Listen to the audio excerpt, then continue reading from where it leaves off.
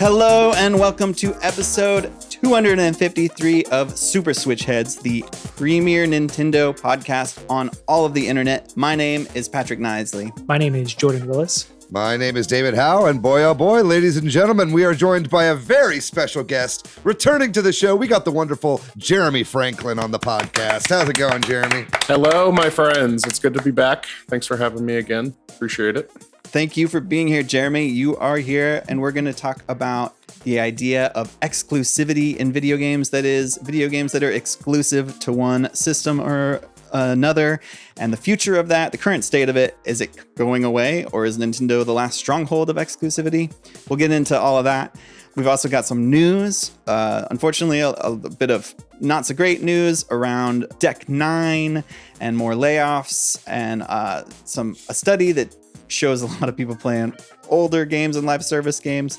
But we've got some good news too. Another Mario Maker update, a couple other things. We'll get into all of that. But before any of that, how are we doing? How's everybody's week been? We got an eclipse going here in Austin tomorrow, here in ATX. So that's right.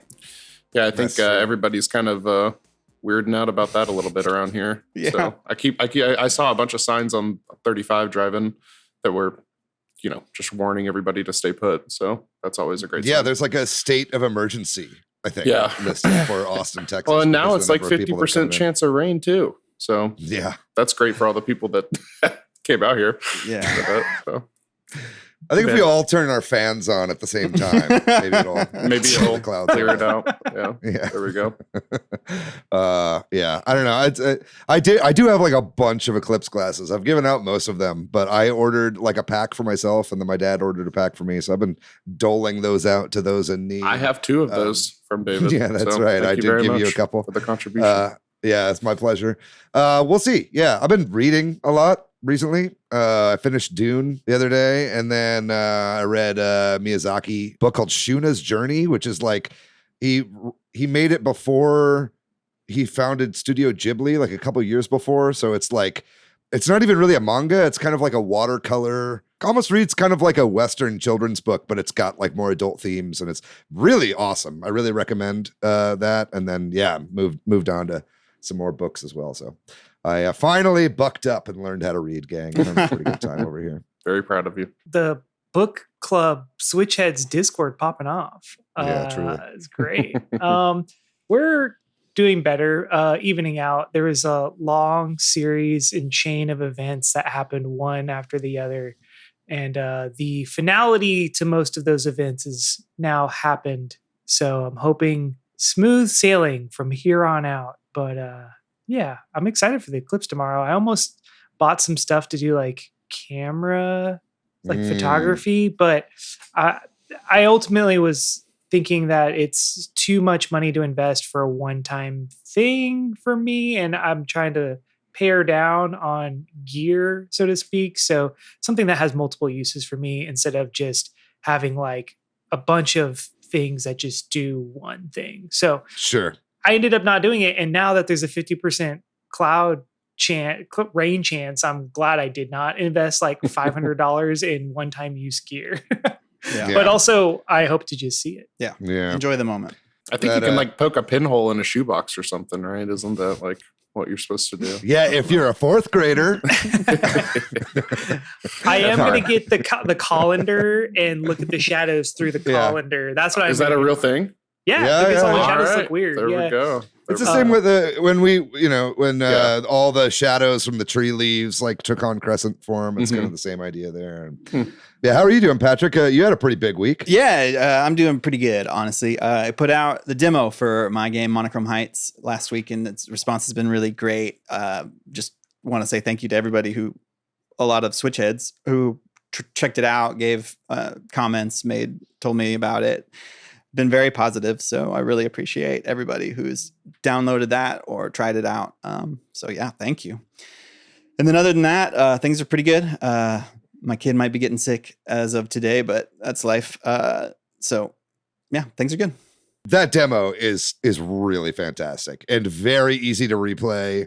And I love that you have the speed timer at the end on how fast you played it, because it really gives you incentive to go back and play it over and over and over again. I think people have been sharing a lot of their times in the Discord. I've been really loving that. Awesome. I appreciate it. If you haven't checked it out, I'll probably be pushing out a small update with a few small fixes and stuff. So real soon. So maybe by the time this comes out, we'll see. Nice. Awesome. Do you have like do you get, like, as a developer, like data numbers on like how many downloads you're getting for a demo? Like, has that been easy to track, or has it been like kind of too much to, or like how's that been for you so far?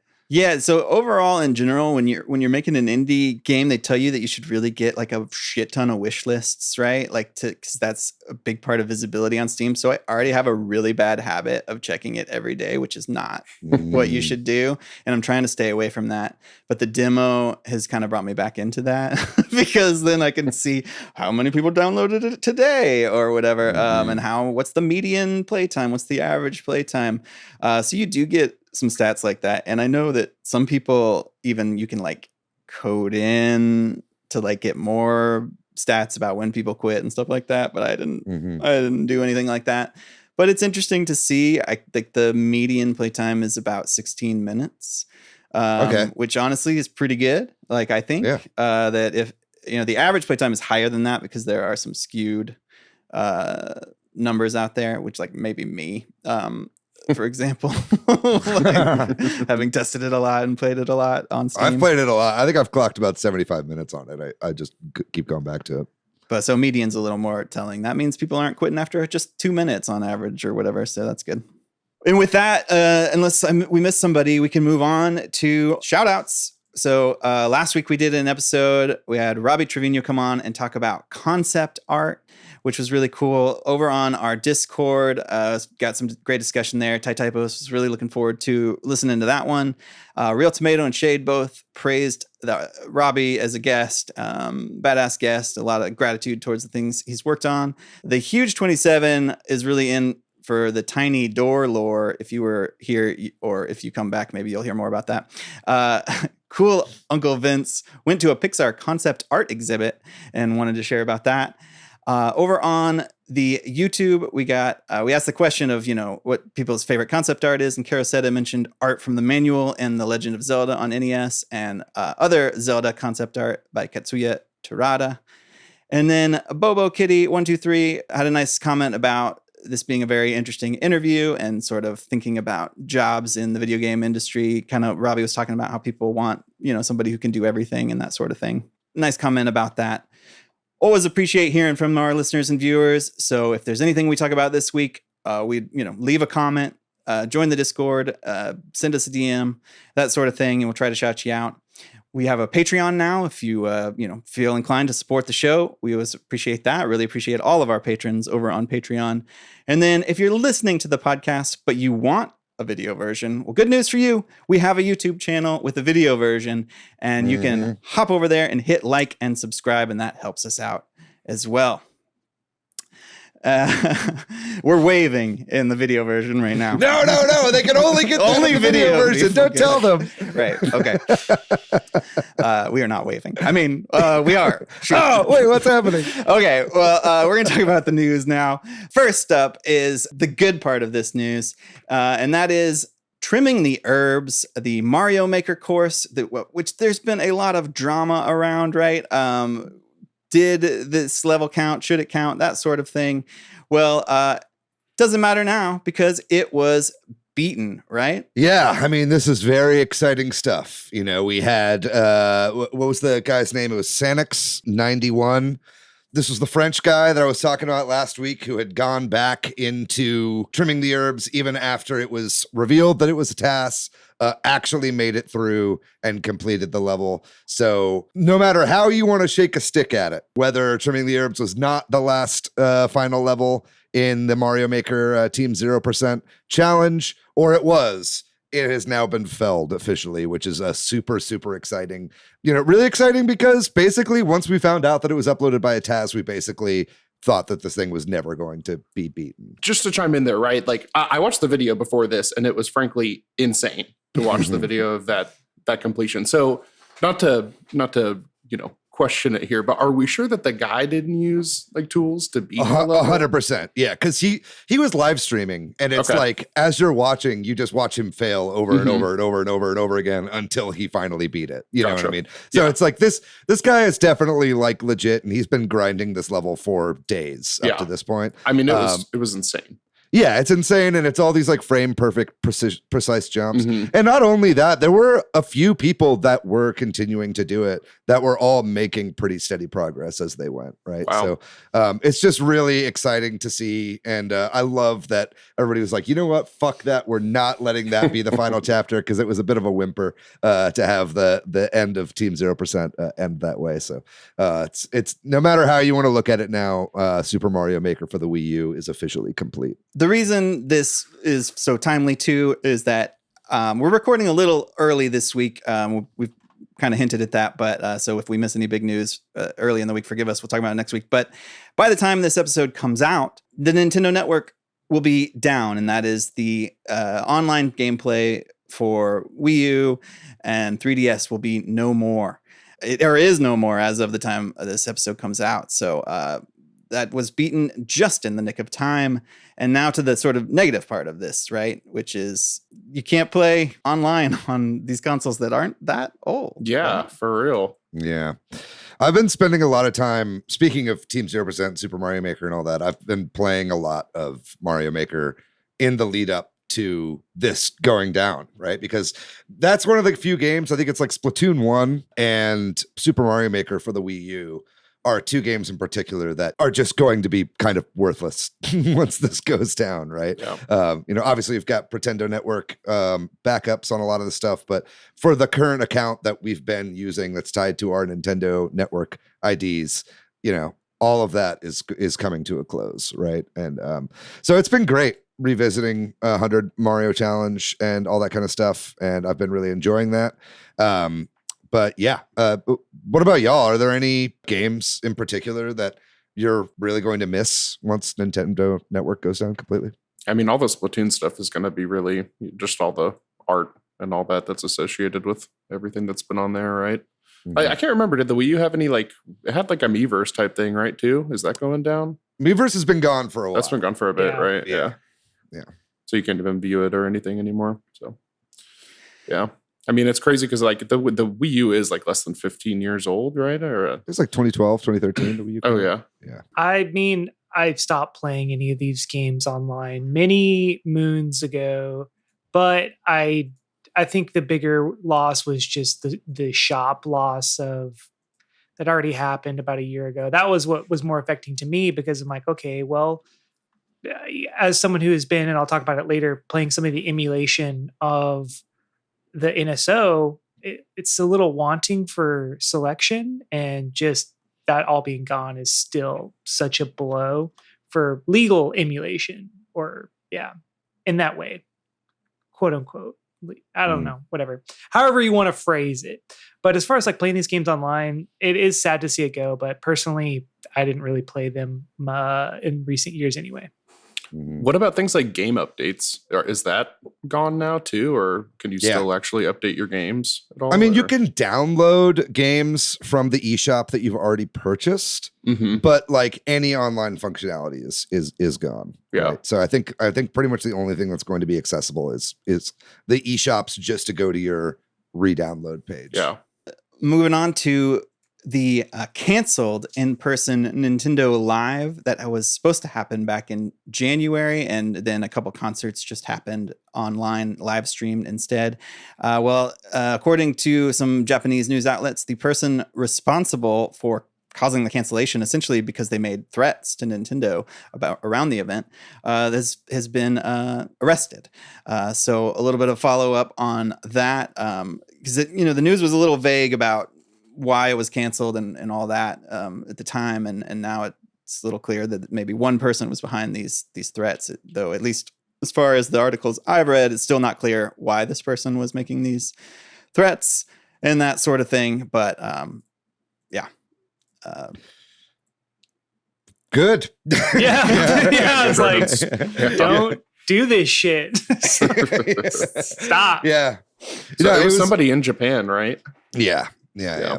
Yeah, it was Japanese authorities that were able to arrest them. Fortunately, the cops weren't playing their Switch. Instead, they actually went out and were doing their jobs. But yeah, I mean, the concerts when they eventually did air were a little strange because there was no audience. Yes, I watched the Zelda one, and when they're actually performing, you don't think about it much, but at the end, they all got up and bowed, and it was just silence. Wow. Yeah. And that was like, I kind of wish they hadn't got up and bowed because it was really awkward. It just reminded me of COVID. I was getting like flashbacks to when everything was awkward because there was no audience for anything. So yeah, it was strange, but glad to see that this person was arrested. Hopefully, again, that just teaches people not to do this kind of shit, right? Yeah. So yeah. Have they said anything about bringing Nintendo Live events back? I mean, there was one happening? pretty recently at PAX here in the US, so I'm sure it'll come back in Japan. Yeah. We're moving on to more emulation news. So Apple apparently is now allowing game emulators on the App Store after previously, I guess, not allowing them. I don't know a whole lot about when this has happened or if this has already happened and why. Does anybody here have more insight into this? I know this is pretty new news. I don't know. It's just like really strange to me because I remember a big thing with Android was, they let emulators on their App Store. That's cool. And then Apple never did. I wonder, I didn't really read as much into the article, so maybe you can shed some more light, but is this like possibly in response to some of the European Trade Commission lawsuits that have been ongoing for Apple?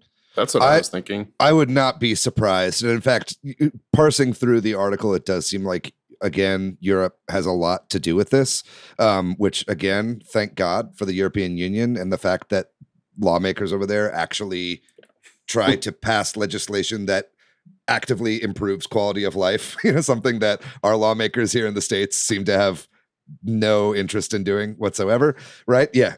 Patrick, for audio listeners, Patrick's making the money symbol with his fingers, totally being paid off there. But either way, this is really, really good news. And I think given the amount that Nintendo has been cracking down on legal emulation recently, I think it's really important to have, even if they're being pressured to do so by governmental agencies, I think it's important for a big company to push back in the other direction, right? And put a little bit of their support behind, this is a legal thing, so it should probably be allowed on the platform, right? So for whatever the reasons are, I think it's important to have this pushback from somebody who could actually make Nintendo quake a little bit, where hobbyists and game fans they're going to be of no consequence to Nintendo in any of the decision making that they make. But if Apple's constantly pushing back, that might be something. I wonder if Nintendo will push back even further again on this. But like Jordan said, though, these emulators have been on Android stores forever, right? As far as I can remember, because I remember in junior high jailbreaking my iPod Touch or whatever to get the emulators on that, and that was 15 years ago, feels like. So. But yeah, I mean, I wonder if Nintendo maybe pushes back again, but I don't know what they could do. Think about all the court documents and secrets that would leak if there was a Nintendo v. Apple lawsuit. All the stuff we got from Epic, all the stuff we got from the Activision thing. It's like all these like made public documents that Nintendo never wanted us to see. Ooh. I'm salivating just thinking about it. While you're salivating, you can head on over to IHOP for that is, I think, the best transition you've ever done, Patrick. The new IHOP Sonic the Hedgehog crossover that's happening right now. Over at IHOP, they have all these different Sonic themed dishes. You got your Tails 2x2x2. Your Sonic's Blue. I'm not going to read them all, but we are not sponsored by IHOP. The Eggman's Benedict is pretty good though. That's pretty on the nose there. I would definitely take an IHOP sponsorship. I think I'd probably take any sponsorship at this point, as long as it's not like Boeing. But I think, but yeah, no, I mean, great, cool. We love it when video games and fast food intertwine. The only Why thing Knuckles chicken sandwich though? Because Knuckles sandwich. I guess so. There you go. Like you punch. But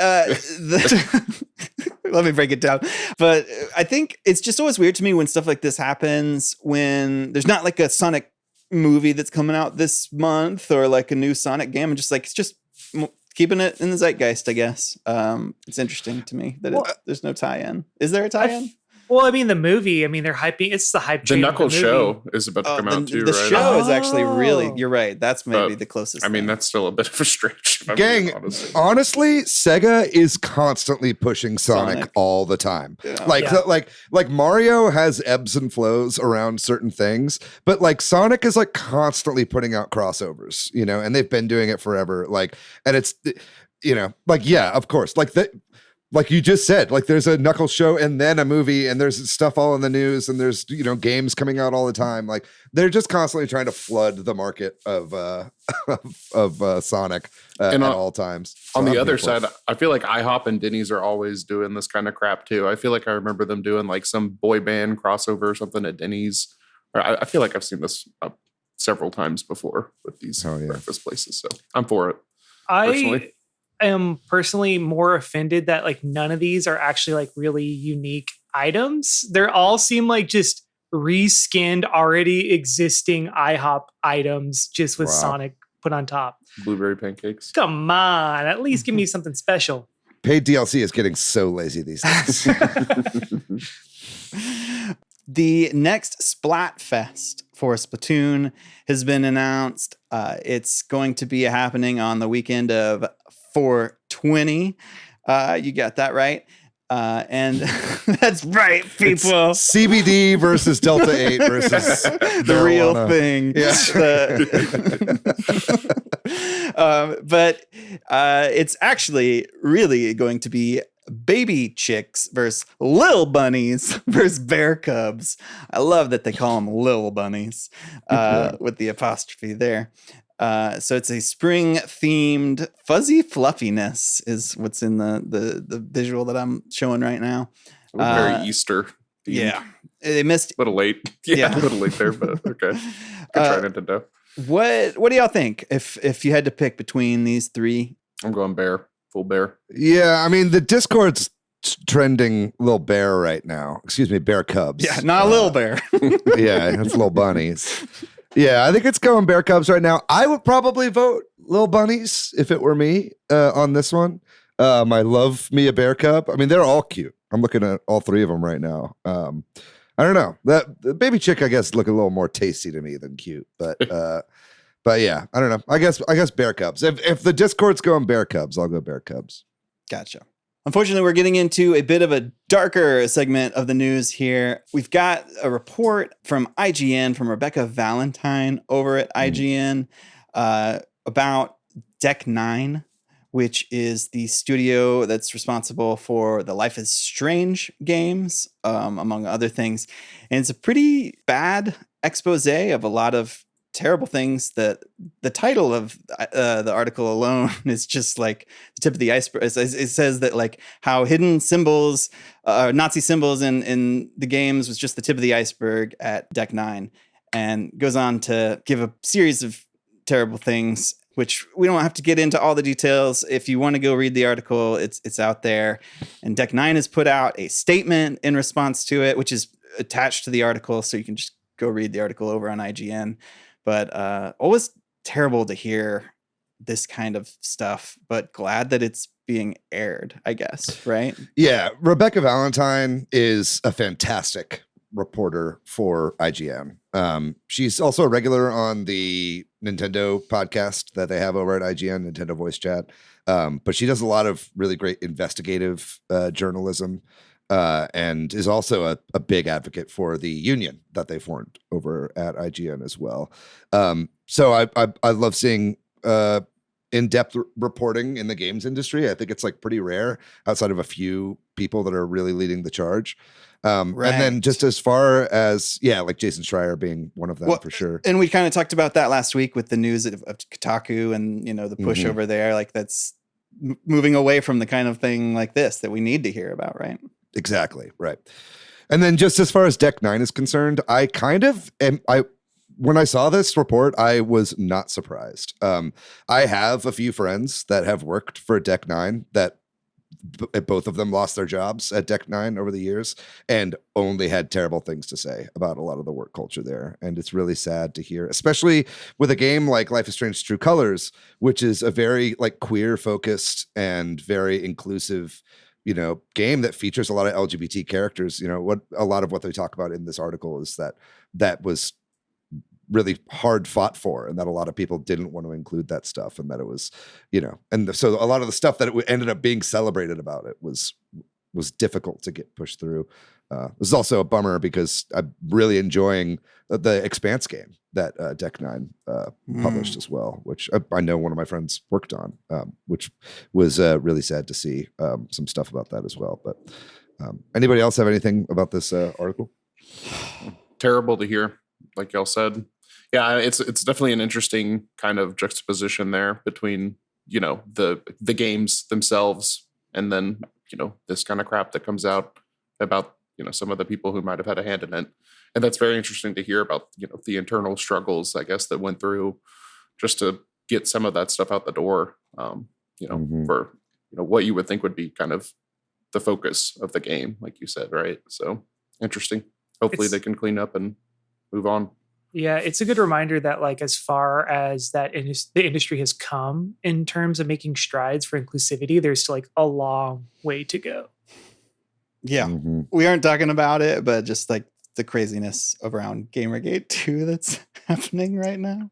Yeah. Oh my gosh. Yeah, I dread the eventual episode we'll have to make about that.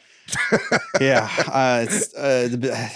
it's crazy. I dipped my toes into it today, and I just felt icky. Yeah, definitely check out the article though. It's really well written and well researched. Deck 9 also has made a response, which I think we should say, which is quoted in the article as well. Yeah. So check that out for more details. We haven't mentioned this. It happened again, kind of, and that is that multiple times recently, big names at Larian, who is the publisher for, I'm sorry, not the publisher, the developer of Baldur's Gate 3. Their publishing director most recently did an interview where they kind of just bashed the industry for all these layoffs that are happening. And I think, rightfully point the finger at executives and at money driving every decision short term and that sort of thing, and call the most recent comment is that this is an avoidable fuck up, these mass layoffs. And it's been nice to see somebody big saying this. I mean, it's kind of funny to call them big, but I think they are at this point, especially. Oh, yeah. Right? Oh, yeah. So, and just to have a vocal, it's been good, because this isn't the first comment like this out of high up people at Larian. They've been on a roll. They've been on a huge roll over there ever since they've been on a pretty big media blitz ever since all the Game of the Year awards. Yeah, and it's continued through GDC as well. Yep. Yeah, and they're definitely in a very fortunate position themselves, which is why they can afford to kind of make these statements, right? And it's definitely people like that who need to be coming out there and doing that, right? Who can kind of say, look, like, this is possible. This is something that can be done. As a whole, we kind of need to figure this game industry thing out, because it definitely feels like games like that are just so few and far between now. It's unfortunate. Yeah, that's a really good point, Jeremy, about not undervaluing your platform. Like, I think it's really important when people use the platform that they have when they're at their most visible to fight for things that are really important to make actual systemic change within the industry. That also comes to mind. Alana Pierce hosted the GDC Awards, and kind of as an alternative to how Jeff Keighley kind of didn't utilize his platform to talk about the strife in the games industry, opened the award show with like 10 minutes on the state of the industry, making jokes, making it palatable, but then also bringing lots of attention to it.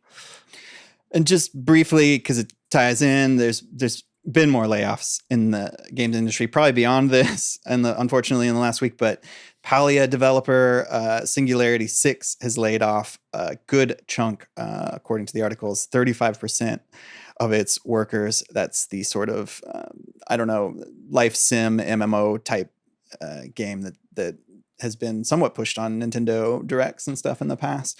So that's unfortunate to see, as all of these layoffs are. But there has been a study, some new data that came out that it shows talking about percentage of playtime going to older games. New Zoo is the name of the company that put out this industry report. And I think the thing that's been making headlines is that 60% of playtime in 2023 went to a 6-year-old or older game. So that is saying that a lot of people are spending time in these games. I mean, this kind of shouldn't be that surprising, right? Like Fortnite and Minecraft and Roblox and all these games that have been around for a while and kind of built themselves up as a platform are taking a good chunk of the time, which is contributing to the woes of the game industry is somewhat, right? As more games are coming out and a lot of people are playing older games, though I don't know how, I feel like it's a little bit of a scary headline tactic as well, right? Like, because more people are playing games and more games are making more money in some ways too. So I don't know. What do y'all think? Do you think this is bad for single player game development, or do you think this is bad because this is going to keep encouraging people to make live service games, this kind of reporting or this kind of data? I think one of the interesting things about this was the top game on every platform was Fortnite. So this is Summer's fault. That's what you're saying. No. But it's just like interesting to see. I mean, it's just the shifting trends in how people are playing games and why we are seeing so many people and so many companies try to make live service games. But I think that ship has sailed. All the games that are the established ones are pretty much out there already. Grand Theft Auto 5, Fortnite. I want to say Warzone was another one that was up there on some of these platforms. Right.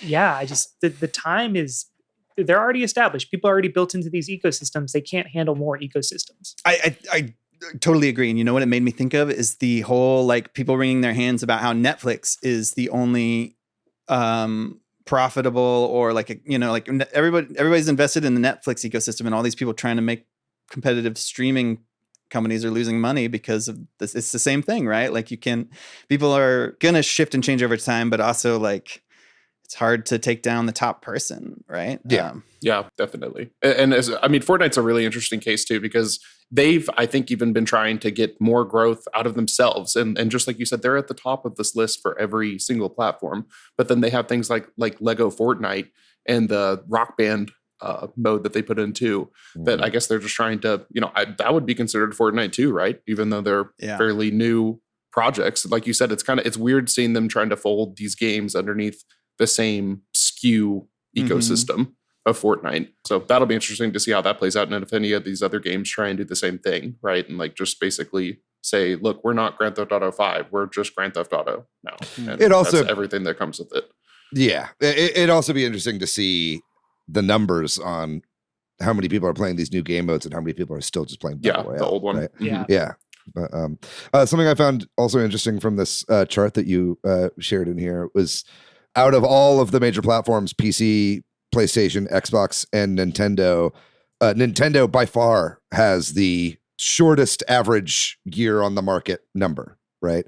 Basically, a lot of the games that were like average years on the market were like 9 or 7 for the other ones for playing older games on these platforms. Nintendo had the newest games per average, right? So I think more people are playing new releases on Nintendo platforms, which is interesting. I think probably portability has a lot to do with that, and just ease of picking up and playing a game, buying a brand new game on the eShop and playing it whenever you want, rather than sitting down and putting time into something that you're familiar with already. And then also I found interesting that the only platform where Hogwarts Legacy cracked the top 10 was on Switch. And we talked before about how that port, we're like, why does this port exist? It looks like shit. It's like not made for this platform. Well, there you go. It looks like a ton of fucking people bought Hogwarts Legacy on Switch, even though it came out way after all the other versions. So that's why. I think that really ties into the main topic too. And I don't want to like talk about it too much now, but like what kind of people play on what different types of Yep. things and that sort of thing. So anyway, we'll save it. Sure. And we'll stop there and we'll take a break. And when we come back, we're going to be talking all about exclusives and the future of exclusivity in console video gaming.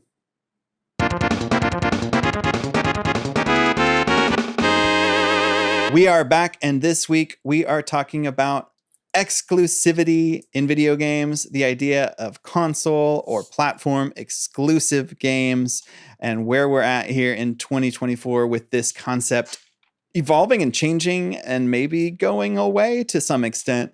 Recently, actually, there was one of the reasons we're talking about this is there was like an opinion piece that somebody put out about how the Steam Deck is the current console war winner, with the argument essentially being that because exclusives are going away, Steam keeps your library and that sort of thing. Anyway, that just kind of sparked this topic discussion.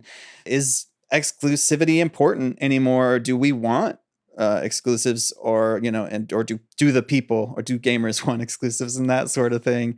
And I think also because we're a Nintendo podcast, and because I think Nintendo is sort of the last vanguard of exclusivity, at least to the extent that we're used to in the past, right? Not if you count Yuzu. True, right? Like emulation and all that. But at least in terms of the main consoles and that sort of thing, right? Because I mean, talking about exclusivity in the past, that's what drives console wars, or at least historically has, right? Like you think about Sega versus Nintendo. So much of that was Sonic versus Mario, right? And the games you can get here but not there. Yeah, I'm kind of pontificating and rambling here. So if anybody has any big picture point they want to make or discuss, we can start there. But it's definitely been an industry shift, I feel like, and just to kind of piggyback onto the previous topic that we were discussing a couple of minutes ago with the chart that we were showing. I mean, there's some pretty like empirical proof there as far as the Nintendo, or the Switch being the console that still kind of has people playing the exclusives a lot, right? And I think that there's a lot of reasons for that. I think that the exclusives that are coming out for other consoles, right, they're not going to keep people coming back for the amount of time that games like Fortnite or Apex Legends are, right? You're going to play Spider-Man 2 over a weekend, right? And you may enjoy the hell out of it, right? It's a great game, but you're not going to be playing that for the hundreds of hours that somebody who is committed to a game like Apex Legends or is in that ecosystem, right, and has spent legitimate money buying skins and stuff like that you are for a game like Spider-Man 2, or I would say the majority of exclusives that are coming out right now, especially on the Microsoft and PlayStation side. And I mean, talking about something like Spider-Man 2, like I think we've talked about this a little bit, but it seems like PlayStation and definitely Microsoft, but PlayStation now sort of waking up to this, that if we're going to spend all this money making these really big games, let's sell them, right? Like, and sell them everywhere, or not everywhere maybe, but sell them at least on PC, because that's the kind of people who, I think what's also interesting about Nintendo versus the other two is that, same with that Hogwarts Legacy thing, right? Like people who don't maybe have a gaming PC might have a Switch, right? But like I think the crossover of the types of games that Microsoft and Sony make for their consoles are more like PC games, if that makes any sense. You can see it in that chart, right? Like pretty much the PC, Xbox, and PlayStation charts, with the exception of I think Jordan said Starfield, right? It's like the exact same games across all three. Yeah. I think Sony recently has had a lot of success with Helldivers when you're talking exclusives. But again, even then, that is PS5 and PC, right? And that was a day and date. Sony's obviously been dipping their toe into putting a lot more stuff onto PC, and it's been these kind of timed, staggered releases. Like Last of Us Part 2 is rumored to be coming to PC soon, right? The PS5 remaster of that game or whatever that they put out recently. But something like Helldivers, and I think a lot of these live service games are going to be dropping day and date on PC. Obviously, we've been seeing Xbox doing that forever. I feel like also some of this conversation has to have been predicated on, Xbox pushing their stuff out to Switch and to Sony. Totally. Sea of Thieves going to PS5 is that. I never thought I'd see that. to be honest, but here we are. I think, Helldivers 2 is a great example, right? It's been a huge success. That game is blowing up. And I think I'm sure PlayStation's taking note, especially for multiplayer games, right? Like, because I wonder how expected it was from them, right? Like, I don't can't think they imagine expected it that at all. Because they just had that Bubble Stars game that came out too, that was like their collaboration with Square Enix, that was another push into live service, and I think that game totally bombed. I don't hear anybody talking about nobody that. gives a fuck about that game. Exactly, and I'm sure I could think of some others too, but. I mean, it's just interesting to me that they chose that game of all games to drop on PC. And then, I mean, if you recall, for the first couple of weeks, they had insane server issues because they totally did not expect to have that many people playing the game when it came out. So, right. I think, again, it ties. That's the type of game I expect to see on PC, right? And I think that's the direction that Microsoft and Sony have moved towards. I mean, there's exceptions, like, right, and we're seeing some of those exceptions go to places like the Switch and things, right? Like, I just feel like that's where they're headed. I feel like broad picture gamers don't give a shit about exclusivity anymore and are kind of annoyed by it in general. So it's like, I think it's just a natural reaction. Is like, okay, well, let's try to, might as well just sell 2 times as many copies of this and open it up to how many more new people that we can sell this same game to. I just think, like, as a community, people are less and less excited to buy a console just for 1 or 2 games. Just not how it works anymore. Yeah. I mean, look at Sony's release schedule for this year. They've got nothing. They literally have nothing planned, or at least announced. And they've said don't expect any first party exclusives this year. Like, they said that. Yeah, until 2025 so like, or whatever. Yeah, exactly. And so it's like, and then you look at the number of PS5s that are out there, and they're selling really, really well, and they're way outpacing Xbox. So no wonder Xbox is like, yeah, let's fucking put our things over on that console, man. They don't have anything coming out, and all these people have boxes that are waiting for games, and they don't have our box. So let's put them on that platform, So it makes sense. I mean, I think obviously the danger in a lack of exclusivity is the stripping down of the market, the consolidation into lesser and lesser platforms, which I then think decreases competition. Yeah, which stifles innovation. Stifles innovation and drives prices up. Yeah, I think that there's definitely been a mindset shift there, right? Because like in the 360 era, even in like the PS2 Xbox gen, right, there were a significant amount of exclusives, first party and even like I feel like third party exclusives for those consoles too. And I mean, even back then there was stuff like Soul Calibur with like different characters for different consoles, things like that.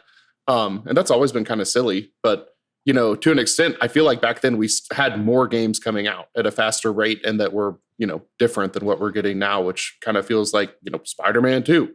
It would take 1 to 2 years to develop games back then before the era of quadruple and quintuple A games. Sure. When it was at CD Projekt Red just recently made a snarky little comment that because Ubisoft was like, not Sea of Thieves, what the fucking is that game called? Skull and Bones. Right. They called Skull and Bones a quadruple A game, so now CD Projekt Red is like, well, we're making quintuple A games. But that's toxic, man. That's a very toxic mindset, and it's like games are ballooning to the point where they're becoming so large. And I think that's a great point, Jeremy, because I think if these game studios were not all putting all their eggs into one big basket of one game that costs millions and maybe even billions of dollars, and if it fails, everything goes kaput, and rather spreading these development teams out across multiple smaller projects, then you'd need to make less in order to make it viable to do that profit-wise. And that's more games that you can use as exclusives instead of having to dole them out on competitor systems and stuff like that. I just don't think inherently exclusivity is necessarily a bad thing. I mean, selfishly, yeah, I like having everything on one platform. That's why selfishly, I was like, oh, maybe this Activision thing won't be that bad of a deal. Right. Because think about all the value that'll be added to Game Pass or whatever, right? But then you don't think about what consolidation and everything coming together under one banner, like the real negative effect that can have on the industry. There were about 3 or 4 things that y'all said that I want to talk deeper about, but just since we're talking about this, what are the positives of exclusivity, or what are the dangers of consolidation? Like a lot of people love Steam, and I think Steam is great. But yeah, as everybody wants everything on Steam, there's a couple of interesting things that have come out recently, which is that like it's getting increasingly harder for new games to be seen, right? Because of this thing we just talked about of older games dominating people's time, but also because they sell well. The algorithm there continues to push them over new games that haven't sold well yet, and there's more games coming out, but so there's even more competition and that sort of thing.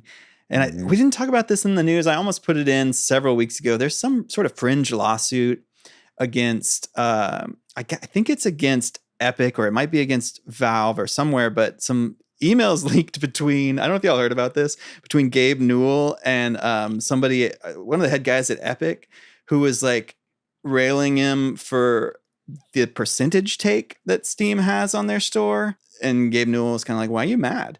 But it was in advance of them putting up the Epic store. And yeah, anybody that's tried to take on Steam has not won, right? Like, I don't think Steam's going to do it because I think they're pretty cool, right? But like, they could, if this happened, right, take more of the pie, keep pushing the big sellers, not try to do anything, like there's just a risk of that sort of thing, especially if they got bought or something, which. If Valve got bought? Right, like which I can't see that happening. I don't think it will either, but as Gabe Newell gets older and whatever, I don't know, like anything's possible, right? But they'll let GLaDOS run Valve before they sell to somebody else. But no, that's not a bad point, Patrick. And they do take the most out of all the digital platforms on PC, if I'm not mistaken. Yeah, they take 30%, and that's standard consoles do that, and I think Apple maybe even does that too. Right. So, but like Epic takes less, and other places. But Epic has to because Steam is the behemoth, and they need to be competitive, right? So, but I mean, I think the reason that they're able to do that though is I do think more people do buy on Steam, and the reason that they do is because they are so much more consumer friendly than any other platform on earth. That's why they're a behemoth. They are for the gamers. It's run by Valve is a company that is run by gamers. It's founded by gamers. It has gamers focused. If you look at the Steam Deck, Jeremy and I, we were at a party yesterday, Jeremy, and we were both just like gushing on singing the Steam praises. Deck. Yeah, it's like, it's insane how open of a platform it is, how much they don't care if you load up games from the Epic Game Store on it, if you do whatever, right? Like you can do whatever you want. And I think that that's something that Valve has always been forward thinking about. And so that's great.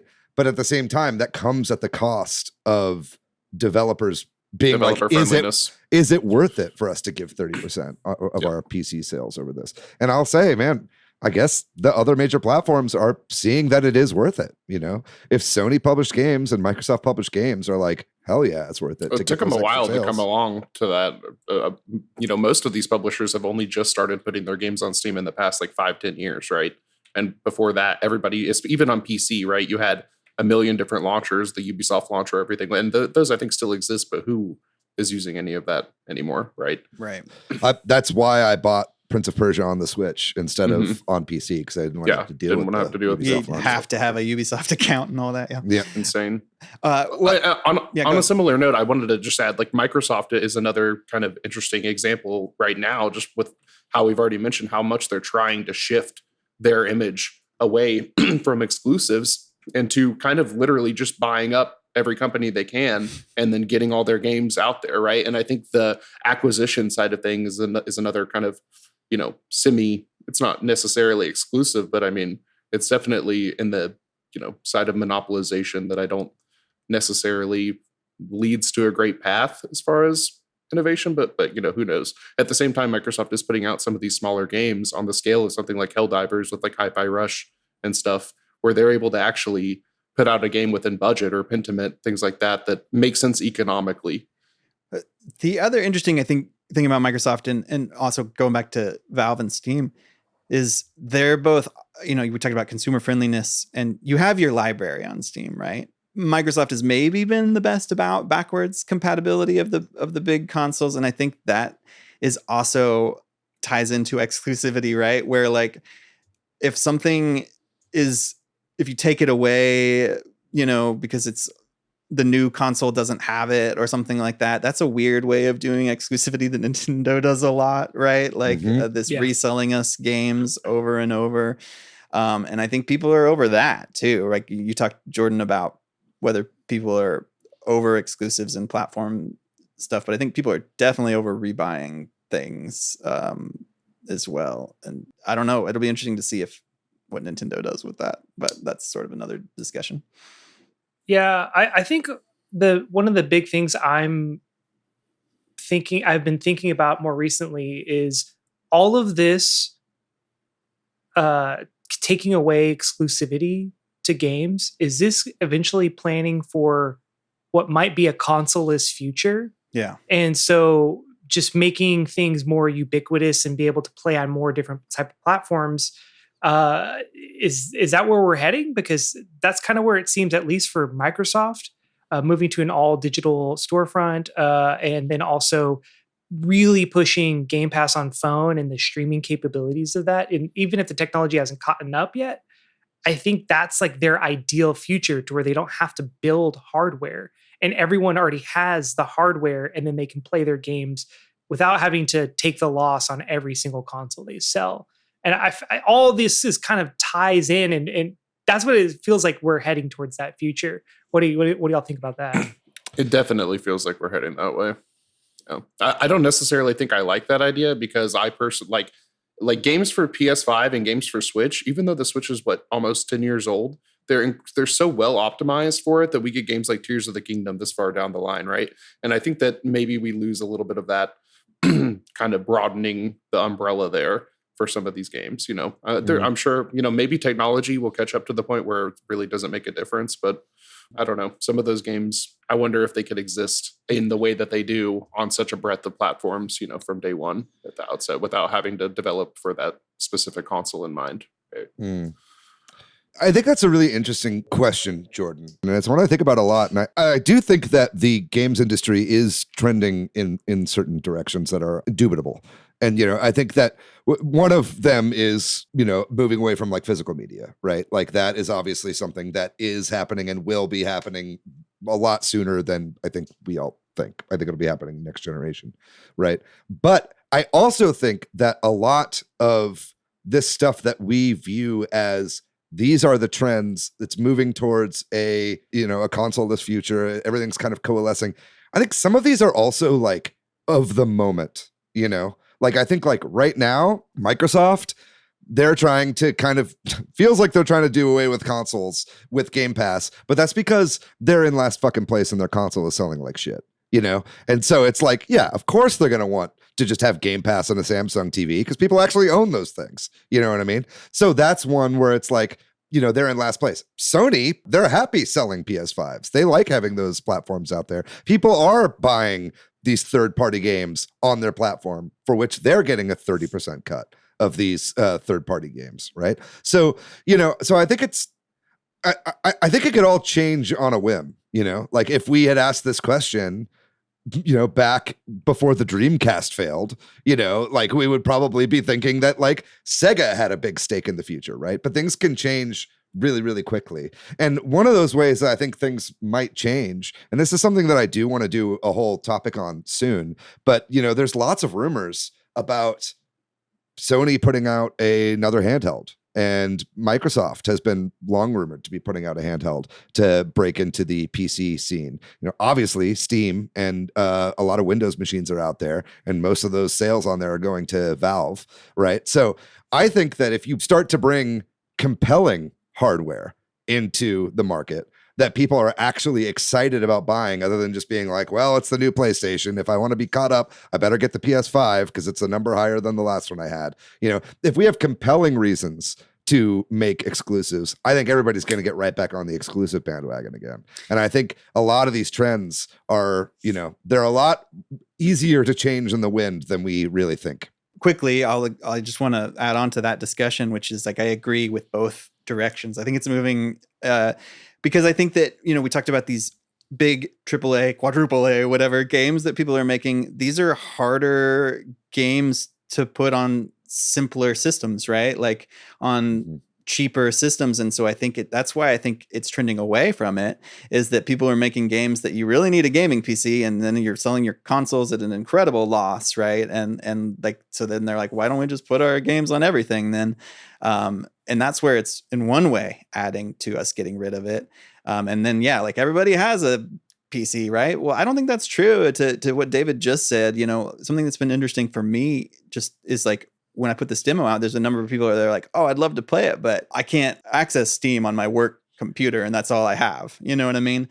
Or like, all I have is my Switch, and really I don't, I have a dinky little laptop or whatever, like the, Chromebook or whatever. Like, so I think there are a lot of people, and I think that's where we see that same thing with that picture we showed earlier, the Switch, like, that there's this sort of more, that's for people who don't have gaming PCs or whatever, right? Like, and then if there are consoles with good exclusives or good form factor or whatever, that might change the game, like David said. For what it's worth, Patrick, I think Monochrome Heights would work on a dinky little laptop. Yeah, it would. But it's a pretty low. That's why I said Chromebook. I just meant like there's people who don't have a way to play it on a PC that you know what I mean, that right. I think of as gamers.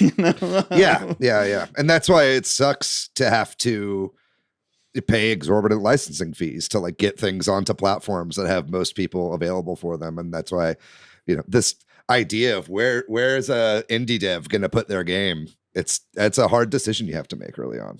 Well, I want to go back to something that Jordan said, and we kind of hinted at there, which is, do we think people today have less allegiance to platforms? When this topic came up in that opinion piece, I think I also just hear people say this a lot, like Gen Z has no allegiance to brands and platforms. And then, gamers will have less allegiance to platforms because you think about historically, like, console wars, people being, really pro Xbox or pro PlayStation or whatever. I think that's an interesting trend, and I'm not sure, because you still see people being kind of tribal about video games because we're humans. But do we think it's the case? Can you make a broad stroke assumption about gamers or Gen Z or this change? Anecdotally, I'd say gamers still care just because of comment sections, but then I also realize like that's the worst sample size or sample base to take from ever, any comment section ever. I don't care where you are. But I think people in general, at least just in my day-to-day life, people do not necessarily have allegiances to consoles. It's more they have allegiances to where can I play a game, and I just like to play games. I don't know. Maybe that's just a sign of the people in my life maturing around me as well. Maybe that's just a thing of getting old. I don't know. I'm not really tapped into the Gen Z, but I don't know. I don't think people care as much as long as they can play the games they want to play. Yeah. Yep. I think convenience is key, and I think especially in Gen Z and Gen Alpha or whatever the fucking kids are called these days, they grew up with iPads in their hands, from the tender age of 0, and they want things fast and they want it quick, right? And I think that's a big reason why we see the Switch selling and continue to sell. It is and with the Wii U going down, there's been a lot of like talk recently about like the Wii U menu and Wada Wada Plaza and like how, Nintendo doesn't have any personality in their menus anymore. Yeah, well, it goes really fast, and you want to play a game, you can play it like that. And I think that ease and that ease of picking up and playing and the ease of buying games and the ease of whatever, that's what draws a lot of people to the Switch. I think historically, PC has been a very high barrier to entry for normals. Normals are not going to be building a $1,200 gaming PC to play the latest game releases at 4K or whatever, right? But you know what they will do? They'll spend $299 on a Steam Deck, and not that the Steam Deck is like flying off the shelves like a Switch, but we are trending towards that, right? That convenience factor of convenifying even further PC games. Steam has made their storefronts incredibly convenient, and that's why people don't pirate as much anymore, because they go on sale quickly and people can buy them easily and play them, And now if you can make the hardware even that much easier, you're going to see a lot of that as well. So I think that whoever makes their shit the easiest to consume and the most widespread is going to do better. And so I hope we do start going more towards that consumer friendly attitude. I think that's what kids expect and what they deserve. I think that's why Netflix is at the top of the game, like we talked about earlier. It's become synonymous with just like throw it on. It's got the best app for streaming stuff, right? So people are like, it's no frills, you know? Not on the Switch, though. How do you mean? Netflix is not on. Yeah. Netflix is not on the Switch. Yeah, well, that's true. That's true. I am always like, oh man, if only I could watch Avatar 2, The Way of Water on my Switch. That would be my Only best. I could watch The way it was Wednesday. meant to be watched. But yeah, anyway, I kind of just started rambling there, and I don't know that I had a necessarily real point. But No, I think that was a great point, right? I think the convenience aspect has totally turned. I think that's part of the reason why the game industry is growing, right? Mhm. Because we have these consoles that are more just friendly to people who just want to game casually, right? Not to use the word casual, but like even like PlayStation has their new cloud, or not cloud, but their new streaming handheld, and I know that's doing relatively well compared to, I guess, what they thought. You know, just because you can pick it up and play your PlayStation games right there, you don't got to do anything else. So and you there's need a whole definitely something to console in that. addition to that. You know? Yeah, that is. I forgot about that part, but Yeah, but it's a good point. It's like it's showing that like people are willing to do it for that convenience, Mhm. even if it means that extra paying cost. a premium. Yeah, exactly. Mhm. You know, and I think I think Sony and PlayStation just as a brand is kind of got that prestige to it. It's got quality associated with it. It's kind of like, you know, definitely. like the HBO, or you know what I mean? It's like that kind of thing. It's like, you know, I just feel like nowadays you're talking brand recognition. It's like Xbox feels a little cheaper. And I think it's probably because they devalue their games by throwing them onto Game Pass. And you know what I mean? And it's like, so I don't know. There's a lot to it. I do see more parallels between streaming and this. You know, I was just talking with a friend of mine on the phone, and we were talking about the state of streaming and how, you know, it was like the golden years for a while there, especially during COVID. It was like everything was just super easy. There were no ads on anything. Disney Plus was like $5 a month. Like it was all just like super, super consumer friendly, right? And right now we're seeing that. It's like all these consoles are like, oh yeah, we could throw our shit on Steam and we're getting great sales through it. And then we're getting good sales because I'm buying Last of Us for like $29.99 during an autumn sale or whatever, and all this kind of shit, right? I don't think that's going to last too long, guys. We see more of these people throwing their stuff onto PC. I think we're going to start to see splintered platforms. You know, I think Sony, they get enough games onto PC. I think they're going to take them off of Steam. I think they're going to have their own store on PC. You know, they're going to want to cut of that. You know, we already see that with Game Pass and Microsoft. You can't really play Game Pass games on Steam Deck unless you're streaming, because they want you to buy it from the Microsoft store and stuff like that. So, well, yes, it's good to see things get a little bit better. Don't forget that everybody's going to want to start money grubbing at some point, right? I mean, behind the scenes, the gaming industry, right, is going through all these layoffs and stuff because they can't figure out the economics behind making these games. And I have to wonder if that ties directly into that, right? So, well, as we maybe head towards wrapping this conversation up, we should maybe focus a little bit on Nintendo and exclusives. And Nintendo's sales historically, or at least in recent history, are driven by exclusivity because they don't have as high of a hardware, you know, as you know, technologically advanced as some of Xbox and PlayStation, which sometimes has meant less third-party support. I do think that to the point of convenience, the Switch sells not just because of exclusives, but also because of what we're talking about, convenience of like, I can play my games on the go. I can press one button and pause them and start them up again, and all that sort of thing. But at least traditionally, right? Exclusives are a big part of Nintendo. Do we think that's good, bad? Do we think that could ever change? I think it all is like the game that they're playing within the broader picture, you know, because Microsoft and Sony both have a diverse portfolio completely unrelated to gaming. Whereas Nintendo is primarily a game company, which is why we're starting to see them, you know, try to branch out. I think they're trying to become more diverse as an entire company so that they're not solely dependent on the games. But I think that's like why they have so many exclusives. It's out of necessity. It's like, we can't spread ourselves too thin because we're going to dilute our brand, and we can't really afford it because that's our bread and butter, you know? So I think that's where it kind of ties back in. I think it's a luxury too.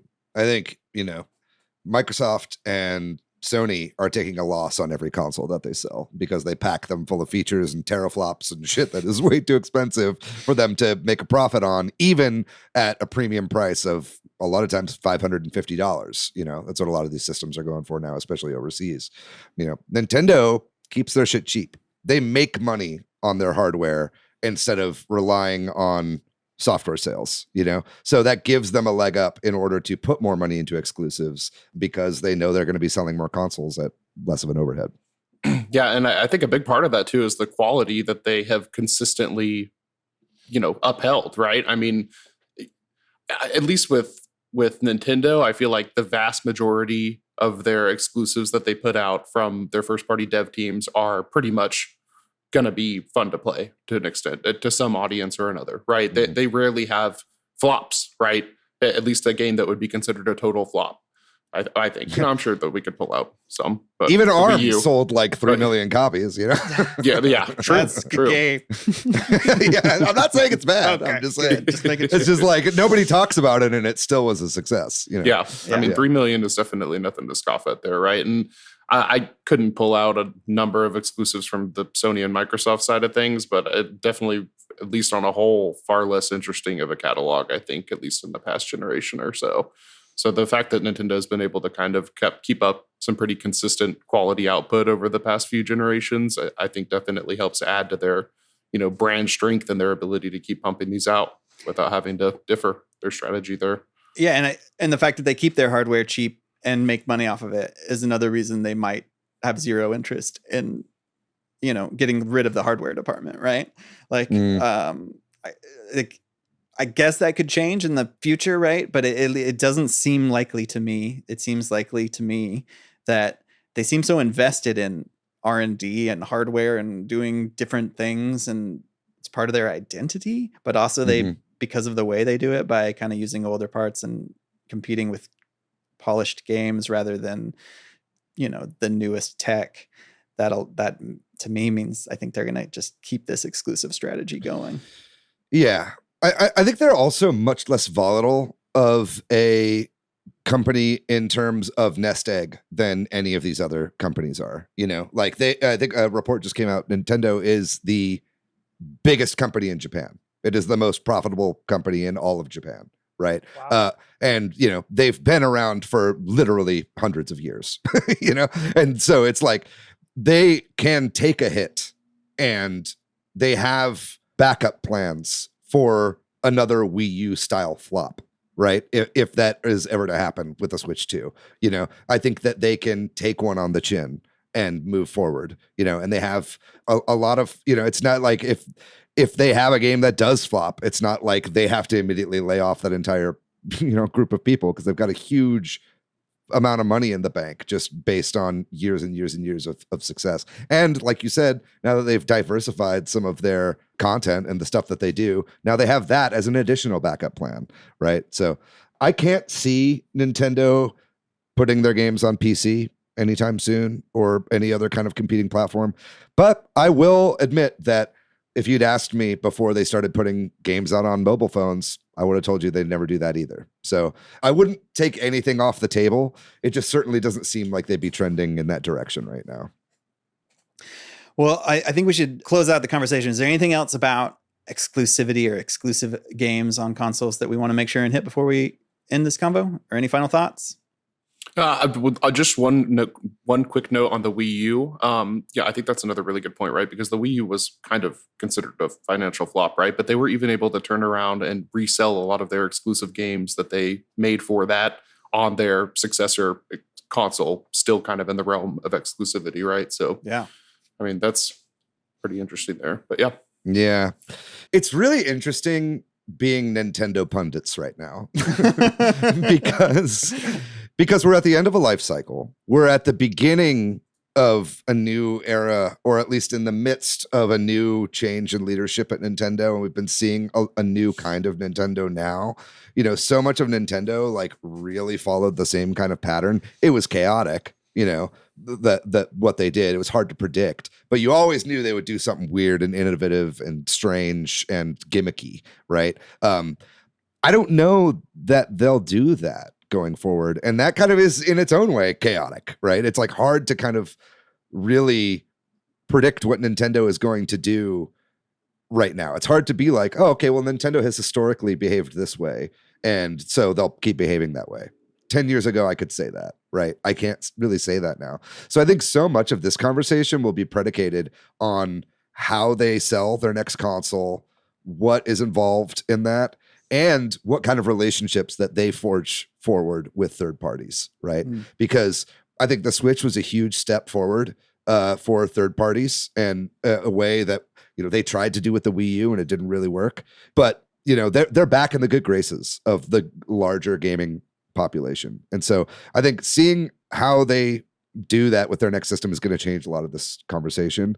And I think it's interesting to that point because, you know, so often Nintendo is talked about as its own thing and not like a competitor in the real gaming space. Like, it's like Microsoft and Sony, and to an extent PC, Valve, are competing, and Nintendo's kind of just doing its own thing over here. You know what I mean? And I don't think that that is true. And I think it's short-sighted to think of things that way. And I think especially as we start to see a lot of the samification, which is not a word. What's the word I'm looking for there? There's synergy. The hegemony of the rest of the gaming sphere. I think we're going to see a lot more competition between Nintendo and the rest of gaming, as opposed to them being an equal player with everything. But I think counting them out as like doing their own thing and not really part of gaming as a whole, I think that those days are coming to a close. Okay, great. Well, I think that's been really great conversation on exclusivity. We're going to stop there and we're going to take a short break. And when we come back, we're going to be talking about the games we've been playing recently.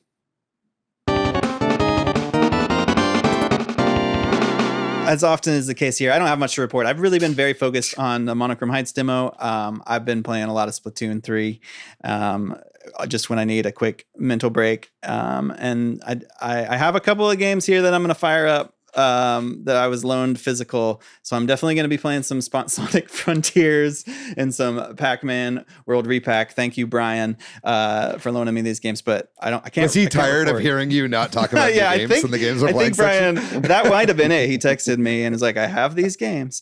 Not that I have 0 games I could pick from, but I think you saved a VOD of the most recent Twitch stream that you did, both playing through and talking about a lot of the features of Monochrome Heights, but also speedrunning and showing off some speedrunning strats.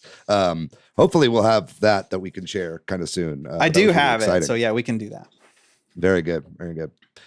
Jordan, do you want to go next? Yeah, sure. Well, I'll start with, I have been playing the Monochrome Heights demo. Life's been really busy, but I really was like, I need to set an hour at least aside and just plow through this thing and see what's up. I was getting a little like nervous watching the Discord be like, yeah, it took me an hour and whatever. and not to toot my own horn, but my 100% of the demo took me about like 28 minutes and a little bit of change. And I was like, oh, okay. But then I was like, oh no, I definitely played all these builds of this game. So the switching mechanic already was in my brain. And I think that's like the main, I wouldn't call it a hurdle, but the main mechanic that you have to learn to get really good. So then I did immediately after I finished the demo 100%, I did a any percent run, 8 minutes and 28 seconds. My first try of doing any percent run. I will try to get that down. I think David is at 8:24. Is that correct? Something like that. Yes. All right. Well, the heat is on. to that point, Jordan, there's a reason you're listed first as playtester in the credits. I think you have playtested for me more than anybody else. So really? I think so. I figured it would be David. David's played probably the next most or whatever, or thereabouts, but it's I'm pretty offended by that, Patrick. I haven't been keeping track of exact numbers, but I think that's true. So well, can I just say one more thing about Monochrome Heights? I think that I just love this game so much, and I think that you have a really great thing with the difficulty of it and the difficulty spike and that early hurdle you have to go over to learn the phasing mechanic and stuff like that. Because I feel like this is a game to where if you know exactly what you're doing, even the full game, and I don't know how many levels are going to be in the full game, you know what I mean? But it feels like something you could probably breeze through really fast if you know what you're doing. But I think that is the sign of a really good platformer. One that like you want to spend time failing, but not in a way to where you're like, oh man, this game's too fucking hard. It's like every time you fail is like another way for you to learn what the mechanics are. And it adds replay value. It adds time to the game, but in a way that doesn't feel like bloat, in a way that feels like you're actually like growing with the difficulty. So I just can't wait for this full game to come out, Patrick. Yeah. I'm really excited. I'm excited. Thanks, y'all. I really appreciate it. Again, I said it earlier, but just thanks everybody for all the support. I really appreciate it. It's been a fun journey to watch, and having played so many versions, I feel like this is a topic for another episode of in the future. But anyway, other than that, I finished my playthrough of Star Wars Jedi Fallen Order. I probably will play Jedi Survivor soon. That's the second one. But in between, I got bit by the Balatro bug. And I've had just a roller coaster of emotions with this game. I went to just start, like, I couldn't stop playing it and I loved it. And then I hated it because I couldn't get a win. And I was like, this game is unfair. And I couldn't quite like grasp it. And then I got one win. And then the next day I got another win. And then the next day I got another win. And then I've gotten a fourth win. So it's starting to really click in my brain. And whether I love it or I hate it, I can't stop playing it. So say what you will about that. But yeah, man, just fantastic game. You know, I'm a big Slay the Spire fan, and this scratches a very similar itch. I think it's unfair to call them the same type of game. They are both deck builders, but they both play out very differently. Yeah, I think if you liked one though, you would like the other for the most part. I agree. Yeah. So I'm excited to keep playing this game. I have unlocked several new decks, but I'm trying to beat the game once as every deck in a row. So I'm currently on the black deck, and that's all I will say about that one. This has been the most difficult one so far because one of it's -1 hand, and that's -1 chance to get points to whatever points you need. Anyway, I'm addicted. I'm hooked. I think I've put about 20 hours in so far, and it's probably many, many more to come in the future. And there was a small balance patch update already, so I'm curious to see what the support for this game is going to look like. I think it's a much bigger game than they probably anticipated on the release. I think it's already sold like over 1 million copies, something like that. So anyway, love it. But on that note too, I started another new game since I finished my other one. I was going to, I'm really excited for Paper Mario Thousand Year Door to come out. So I haven't played Paper Mario N64 probably since the Wii is I think the last time I played it, because I definitely bought it on the eShop on the Wii Shop, eShop, whatever. Anyway, I bought it on that system, and then I can't download and play it anymore. So let me play it on the next new system, and it's great, man. This game holds up so well. It's like it's really interesting to have just played Super Mario RPG and then to play the one that's technically the next Mario RPG in a line. And I would love to do an episode about Mario RPGs in general at some point. But this one, dude, it's great. The humor is great. The style is great. It's simple enough that it feels breezy, but complex enough to keep me invested. So I'm really excited to keep going through this game. It's been the nostalgia waves that are just hitting me as I'm playing this game. I'm super excited, and I've never played Thousand Year Door, so that's why I'm trying to like build myself up. But yeah, other than that, that's about it. What have y'all been playing? Yeah, I've been still going through and playing more Mario Maker 100 Mario Challenge. We're recording this on a Sunday. This is my last night to do it. I'm going to stream it again tonight. You guys, it's already done by the time this episode comes out, but go back and check my VODs for that. I might actually save some of those that I've been doing because those have been really fun content, and I really enjoy doing those. And yeah, I've always loved Mario Maker YouTubers, so that's been a real blast, and I'm going to miss that because Endless in Super Mario Maker 2 just is not the same. And I much prefer the 100 Mario Challenge. I went to a party yesterday with Jeremy. We talked about a couple friends of ours. We're having a get together, and we played a 6-player Astro Duel 2 for the first time. It was awesome. Very fun to play that game with 6 players. Rusty, you fucking nailed it. It is the balance still feels really good with 6 players. I'm still unlocking stuff at this point. And it was great because it was a lot of people that are like tertiary gamers or not really gamers at all, and every single one of them got it, and every Super single one easy of to them pick was up and having a play. blast. Yeah, I think like I left the party, multiple people being like, "What was the name of that game again? Yep. Is that game on Steam? Oh, is that on this?" And so it's like I think we made a couple converts last night, so that was a good one. Just a real quick shout out to Lagiart Grimoire as my one Picross shout out for the episode. Lagiart Grimoire is the new Picross-esque game that's on Steam right now, is eventually coming to Switch. It finally is out of early access and they released the full version. And I just didn't realize they added like 120 new puzzles to it. A lot of those are puzzles that were made by Kickstarter backers. Who like they had a thing where one of the tiers was you could get a puzzle in the game if you backed at a certain level. So that was really cool to see that in there. And then, so I've been playing some of those. That's been a blast. Really nice to see that full game finally come out. And then lastly, I want to give just a little bit of a shout out. I've been, because I finished Picross 2 on my RGB 30. It's been getting a lot less love recently, my little handheld emulator that I play games on. So I've been playing some I've been looking for another handheld or GBA game to play. And the one I've been playing recently is Klonoa Empire of Dreams, which was the first of 2 GBA exclusive Klonoa games. These are both full games that are not the Klonoa 1 or 2 for consoles, and these are both awesome games. It's kind of hard for me to believe that we haven't gotten a new Klonoa game after these 4 that were out that kind of ended with the GBA era and I guess the PS2. But man, super, super awesome games. I really hope either of these come to NSO at some point, and if not, I just really recommend you find an emulator and emulate these, because the only other way to play them legally up to this point was on the Wii U Virtual Console, and God knows that thing's fucking dead. What about you, Jeremy? What have you been playing recently? I played a little bit of the Monochrome Heights demo, which was Oh, awesome. So you, very Jeremy. cool, man. Very cool. Cannot wait to play the full thing there. Mhm. That'll be really fun. So yeah, congratulations on all that success there. Besides that, pretty much not that much actually. I've been playing a bunch of Helldivers too, kind of consistently. That's been really awesome. They've been doing like a really, really, really good job of consistently updating it with new stuff that keeps me kind of signing back in to see what's going on, from stuff like new guns to whole new like enemy types and stuff like that. So it's been really interesting to see, and just the whole like community conversation around that I think has been really, really interesting too. A lot of people are really getting into the kind of emergent story aspect of it, which has been really fun. So Yeah, I that think game that's is so cool. And I think we're Yep. going to see a lot more games do that. yeah, And I hope so. If you 'cause- don't know, it's like they basically have a person who's like a DM who like who is in charge of the story and as it evolves and kind of leading it for players and stuff. And I think we're going to see It's Yeah. so nice to see a game that isn't woke, you know? that.